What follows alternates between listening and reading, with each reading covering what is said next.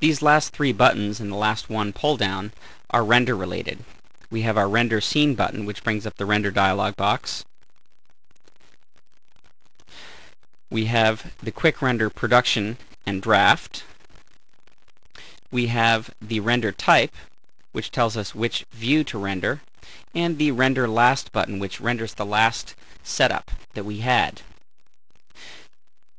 With the pull down, if I select render view and then select draft, it'll render the currently selected view.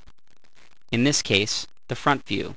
If I click on the perspective view and do a production render, it'll render that view. If I render selected, it'll render only the selected object, in this case, the middle cylinder. When I render, it only renders that middle cylinder. I can clear the rendering queue and do that again. See, it only renders the selected object. I can also render a region. I click the Quick Render Production, and it asks me to define that region using these adjustment tools.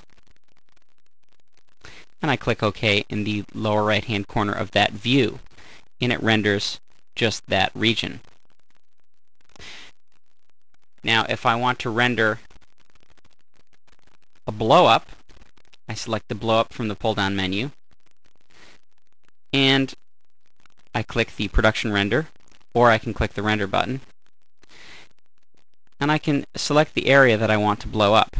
So I can zoom right in on the sphere at the top of this column, and then click OK in the lower right hand corner of that view.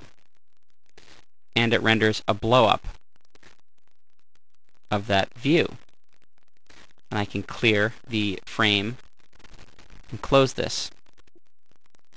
In a later section, we'll go into the rendering settings that are found here in much greater detail. There's quite a bit to it, so look for that in a later section.